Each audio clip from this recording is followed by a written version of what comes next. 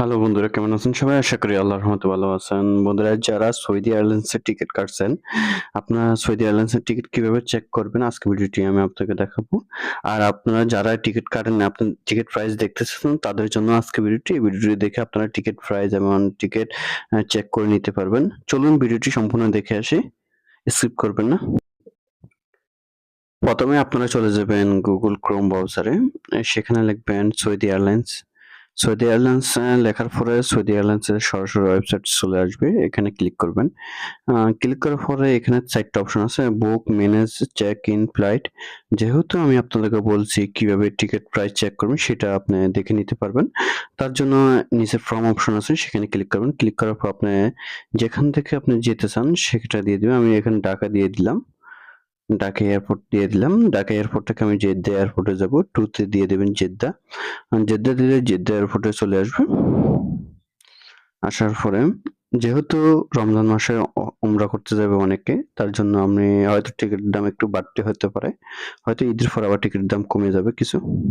তারপর এখানে আপনি ডেট দিয়ে দিবেন। কোন তারিখে আপনি যেতে চান, টিকিট কাটতে চান সেটা দিয়ে দিবেন।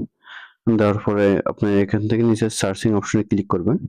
সার্চিং অপশনে ক্লিক করলে আপনার নিচে একটু অপেক্ষা করবেন।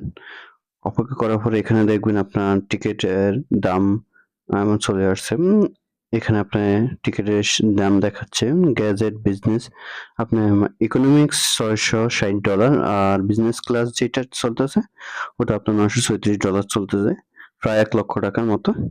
আর আপনার নরমালটা চলতেছে আপনার ৭০ থেকে ৮০,০০০ মধ্যে পড়তেছে। বন্ধুরা, এভাবে চাইলে আপনারা টিকিট কিনতে পারবেন। আর বন্ধুরা, আপনারা যদি ট্রাভেলস এর মাধ্যমে টিকিট কিনেন, হয়তো ওখানে গ্রুপ টিকিটের মাধ্যমে যদি কিনেন তাহলে একটু রেট কম হতে পারে।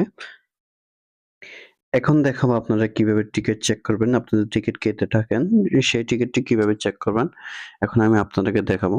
তার জন্য আপনারা ব্যাকে চলে আসবেন। আসার পরে এখন আমরা নতুন করে স্ক্রল করব। স্ক্রল করার পরে এখানে ৩ টা অপশন আছে। এখান থেকে আমরা ম্যানেজ চেক করতে পারি বা চেক ইন এ ক্লিক করে চেক করতে পারি।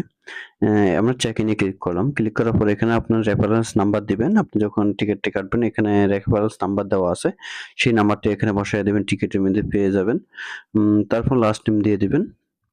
বন্ধুরা, ঠিক এরকম আপনার ট্রাভেলস থেকে এরকম একটা কাগজ দিবে। এখান থেকে আপনার রেফারেল নাম্বার বা টিকিট নাম্বার দেওয়া আছে। সেই নাম্বারটা কপি করে নিবেন বা খাতায় লিখে নিবেন। নেওয়ার পরে এখানে আপনি দিয়ে দিবেন। এখানে আমি সেটাই করতেছি। তারপর এখান থেকে আমি লাস্ট টাইম দিয়ে দেব। লাস্ট টাইমটি দেওয়ার পরে আমি সার্চিং অপশনে ক্লিক করব। সার্চিং অপশনে ক্লিক করার পরে দেখব আমাদের টিকিট কি সম্পূর্ণ ঠিক আছে কিনা সেটা চেক করব।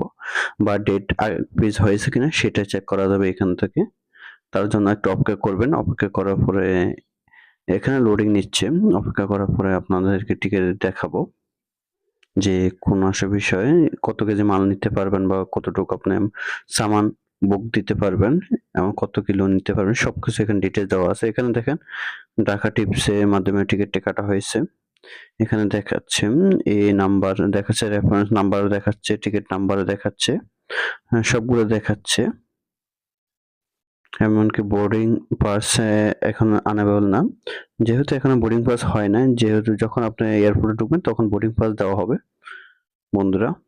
তার জন্য এখানে বোর্ডিং পাস দেখাচ্ছে না। এখানে প্যাসেঞ্জার ডিটেইলস দেখে নিতে পারবেন। এখানে যেহেতু রাউন্ড টিকিট কাটা হয়েছে এবং সে ঢাকা থেকে সৌদিয়া থেকে বাংলাদেশ এরকম একটা টিকিট কাটা হয়েছে। তার জন্য এখানে আপনি কি সামান নিতে পারবেন না সেটা দেওয়া আছে। এগুলো আপনারা পড়ে নিবেন যে এই জিনিসটা নেওয়া যাবে না। সেটা আপনারা ভালো করে দেখে নিবেন পরবর্তীতে যাতে সমস্যা না হয়।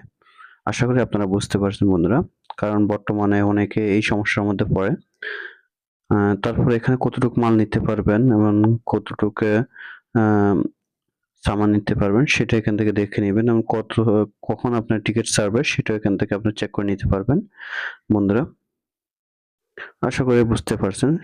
আর আপনাদের টিকিট ডাউনলোড করতে চান এখানে ক্লিক করবেন। ক্লিক করা ভিউ টিকিট অপশনে ক্লিক করা